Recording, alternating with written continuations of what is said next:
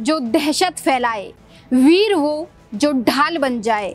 आज के हालात ये हैं कि आतंकियों के चेहरे, उनके नाम तो हमको मुंह जुबानी याद रहते हैं, पर जो ढाल बनकर निढाल गिर गए वो कहीं गुमनाम रह गए हैं।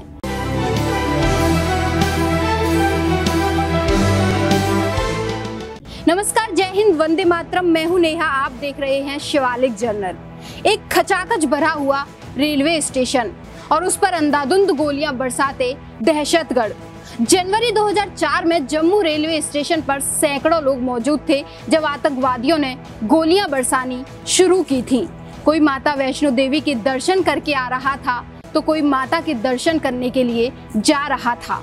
ये आम लोगों की श्रद्धा को छलनी करने का षड्यंत्र था।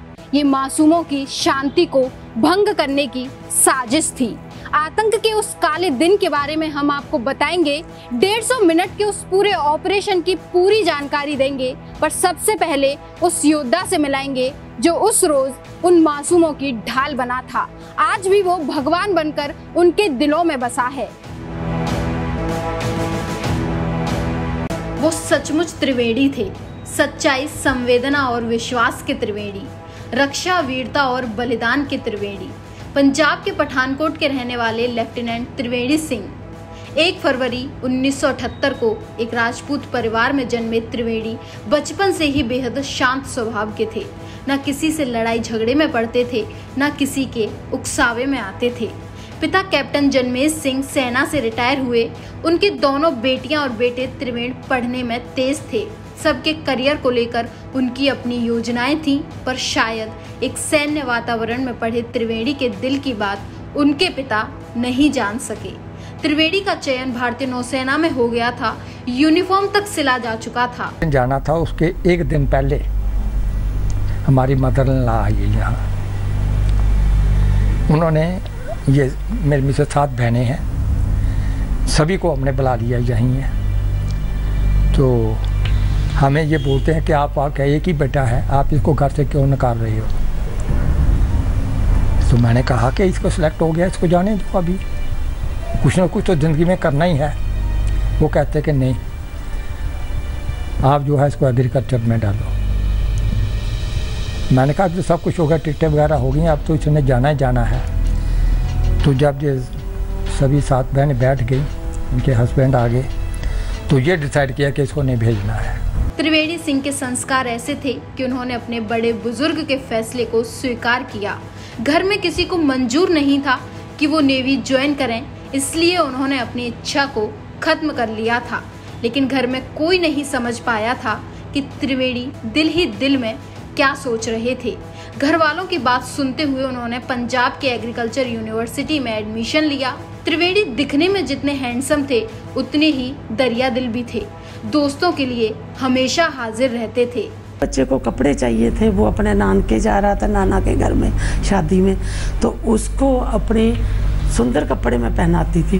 वो कपड़े भी पहन उनको दे आए और घर में आए और उसकी छोटी सी पैंट इतनी सी पहनी हुई। तो मैंने कहा ये क्या है? तो ये बहन ने कहा, ज्योत्सना ने, भैया ये क्या करते हो आप, छोटा सा बरमूडा सा पहन के आ गए हो। वो कहते कोई बात नहीं, उसको मेरे कपड़े चाहिए थे, वो फिट आते हैं, उसको मैंने दे दिए और वो चला गया। त्रिवेणी सिंह की जिंदगी अपनी रफ्तार से चल रही थी। उनका ग्रेजुएशन बस पूरा ही होने वाला था। वो जिस तरह स्कॉलरशिप हासिल कर रहे थे और उनके जैसे रिजल्ट थे, उनको देखकर साफ था कि अच्छी नौकरी पक्की है। पर एक दिन त्रिवेणी के घर वालों को पता चलता है कि उन्होंने तो सेना की भर्ती की परीक्षा दे दी है, लेकिन वक्त के आगे किसी की नहीं चलती। कभी परिवार ने नौसेना में जाने से मना कर दिया था। आज एग्रीकल्चर की डिग्री के बावजूद त्रिवेणी सेना की नौकरी के लिए इंटरव्यू देने जा रहे थे। शायद त्रिवेणी ने वर्दी की शान बढ़ाने के लिए ही जन्म लिया था। पहली ही कोशिश में उनका चयन हो गया। ट्रेनिंग के बाद युवा ऑफिसर से पूछा जाता है कि उनकी पसंद का विभाग क्या है। उन्हें एक फॉर्म दिया जाता है जिसमें 3 कॉलम्स होते हैं, जिसमें उन्हें अपनी पहली, दूसरी और तीसरी पसंद बतानी होती है। त्रिवेणी सिंह अपनी पसंद को लेकर, आगे के रास्ते को लेकर पूरी तरीके से स्पष्ट थे। इन्फेंट्री यानी वो विभाग जो हथियार थामता है। त्रिवेदी कहा करते थे कि सेना का मतलब ही लड़ना है, तो किसी और विभाग को चुनने का सवाल ही नहीं उठता। 28 दिसंबर 2001 उन्हें सेना में कमीशन किया गया और 5 जम्मू कश्मीर लाई इन्फेंट्री यानी 5 जैकलाई में शामिल किया गया। सर्विस के दौरान उनका पराक्रम, उनकी निष्ठा उनके सबसे बड़े हथियार रहे। लेफ्टिनेंट त्रिवेदी सिंह का अनुशासन उन्हें अफसरों का चहेता बनाता था, तो उनकी जिंदा दिली साथियों का दिल जीतती थी। माँ ने सोचा बेटा जीवन में सेटल हो गया है, अब शादी की तैयारियां की जाएं। लड़की बहुत सुंदर खूबसूरत था और वो यहाँ की चंडीगढ़ यूनिवर्सिटी की पढ़ी हुई थी और जिसको देख के वो खुद भी बहुत खुश हो गए। मैं भी, हमारा परिवार बहुत खुश था। शादी भी होने वाली थी। 2003 में उनकी पोस्टिंग जम्मू में थी। जब नए साल की रात का जश्न मनाने वो जम्मू से पठानकोट आए, पूरा परिवार पठानकोट के आर्मी क्लब में इकट्ठा हुआ। त्रिवेदी की मंगेतर भी उनके साथ इस पार्टी में शामिल थी। अगले दिन लेफ्टिनेंट त्रिवेदी ने वापस जम्मू की तरफ रुख लिया और अपनी ड्यूटी ज्वाइन कर ली।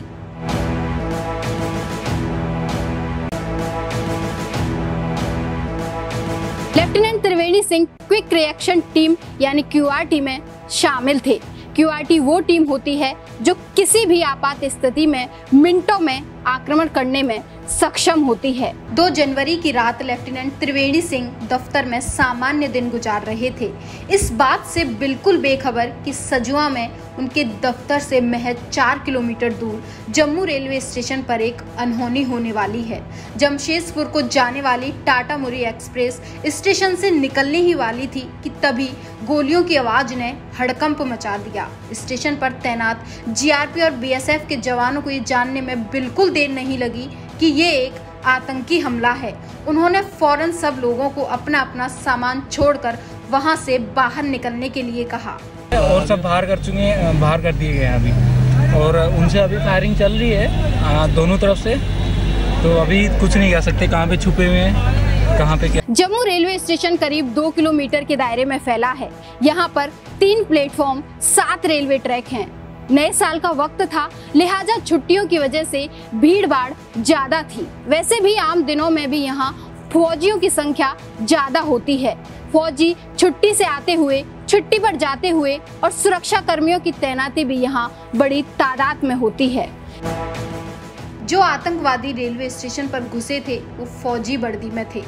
वो भीड़ में ऐसे घुल मिल गए थे कि किसी के लिए भी ये पता लगाना बहुत मुश्किल था कि कौन सैनिक है और कौन आतंकी। These terrorists, of course, were in uniform, and that is where there is a little bit of difficulty in identifying their location. और आम नागरिकों की ज्यादा मौजूदगी की वजह से सीधा सीधा एनकाउंटर संभव ही नहीं था, इसलिए सेना की तैनाती का फैसला लिया गया। लेफ्टिनेंट त्रिवेदी सिंह को मालूम था कि बाकी ऑफिसर्स को अलर्ट करने में जो वक्त बर्बाद होगा उसमें कई लोगों की जान बचाई जा सकती है। वो अपनी टीम को लेकर रेलवे स्टेशन की ओर निकले। हमले के महज 15 मिनट के अंदर लेफ्टिनेंट त्रिवेदी स्टेशन पर पहुंच चुके थे। इस बीच ये खबर टीवी पर भी आना शुरू हो चुकी थी। लेफ्टिनेंट त्रिवेदी सिंह के माता पिता तैयारियों में लगे हुए थे, इस बात से पूरी तरह से बेखबर कि उनका बेटा कहाँ है। जब तक त्रिवेदी सिंह स्टेशन पर पहुंचे थे, 7 जानें जा चुकी थी। वो सीधा सुरक्षा कर्मियों के पास गए और उनसे आतंकियों की आखिरी लोकेशन की जानकारी ली। उसके बाद त्रिवेदी सिंह उस जगह की ओर लपके जहां से गोलियों की आवाज आ रही थी, यानी वो दूर से मुकाबला करना बिल्कुल भी नहीं चाहते थे। वो आमने सामने जाकर आतंकियों को मौत के घाट उतारना चाहते थे। प्लेटफॉर्म की सीढ़ियों के ठीक ऊपर से गोलियां चल रही थी। लेफ्टिनेंट त्रिवेदी ऊपर की ओर लपके, इससे पहले कि आतंकी रिएक्ट कर पाता, उनकी गोली ने उसे ढेर कर दिया। उस वक्त तक कोई भी स्पष्ट तौर से ये नहीं जानता था कि स्टेशन पर कितने आतंकवादी दाखिल हुए थे, ना ही कोई CCTV कैमरा था। अब तक सेना के उच्च अधिकारी स्टेशन पर पहुंच चुके थे। लेफ्टिनेंट त्रिवेदी आतंकियों की गोलियों की आवाज की ओर भागे जा रहे थे। दरअसल करीब 700 लोगों को स्टेशन से बाहर निकाल लिया गया था, लेकिन अभी भी स्टेशन के पार्सल रूम में करीब 300 लोगों ने पनाह ले रखी थी। अब आवाज उसी पार्सल रूम की ओर से आ रही थी जिसमें 300 लोग मौजूद थे। वहाँ पोल था एक, जब स्टेयर केस से बजाय थले नीचे से वो पोल के ऊपर जो है ना ऊपर के चढ़ के उसके नीचे चला गया ये। तो वहाँ था पार्सल रूम था, पार्सल रूम में कोई तकरीबन कोई 800-900 आदमी वहाँ थे अंदर, और दूसरा जो टेररिस्ट था वो उसके पीछे जब गया छुपने के लिए तो उसने देखा कि एक और पुलिस वाला है, तो उसने जो उसको गोली मारी पुलिस वाले को, और वो शॉट था जिसको सुन के त्रिवेणी जो था ब्रीफिंग को छोड़ के आया था। तो वहाँ जो था वहाँ इनका एनकाउंटर हुआ, वहाँ इनकी हैंड टू हैंड फाइट भी हुई, गोली भी चली। जैसे गोली चली इसने समझा कि वो पूरा हो गया है, तो ये उसके पास गया, तो बाय चांस उसमें एक गोली थी जो टेररिस्ट की जो राइफल उसमें एक गोली बची थी, वो कहीं उसका ट्रैगर में कोई उंगली थी, वो उंगली वो ट्रैगर का वो उसने गोली चलाई। बुरी तरह घायल होने के बावजूद लेफ्टिनेंट त्रिवेणी सिंह खड़े रहे, अपने अफसर से कहा मिशन पूरा हुआ सर, उन्हें सैल्यूट किया और फिर उनका शरीर निढाल गिर पड़ा। हंसते हंसते त्रिवेणी सिंह वीर गति को प्राप्त हो गए। वो गोली इसके यहाँ बची लगी और पीछे से निकल गई। अगर आप उसके बॉडी को देखो तो कोई पता नहीं लगता कि इसको यहाँ गोली लगी हुई है, वो एक गोली थी जो कि लगी हुई थी। तो जब जवान जहाँ आए तो देखा था कोई ये है, उन्होंने फिर जाके सीओ को बोला कि ऐसे ऐसे हो गया है। जब वो आए तो ये खड़ा हुआ, सैल्यूट किया, तो इसने बोला मिशन कंप्लीट और गिर गया। फिर एक 25 साल के अफसर ने स्टेशन में कदम रखने के बाद से एक जान भी नहीं जाने दी थी। वो सबकी ढाल बने, निडर बढ़े, निडर डटे और सबसे बड़ी बात मिशन पूरा होने तक अपने प्राणों को रोके रखा। त्रिवेणी आज भी उन लोगों के लिए मसीहा हैं जो उस रोज रेलवे स्टेशन पर आतंकियों का खौफ झेल रहे थे। लेफ्टिनेंट त्रिवेणी सिंह को उनकी वीरता के लिए मरणोपरांत अशोक चक्र से सम्मानित किया गया। उनके साथ ही उनके सैनिक आज भी उनको उतना ही मान देते हैं। नौजवान उनसे प्रेरणा लेते हैं।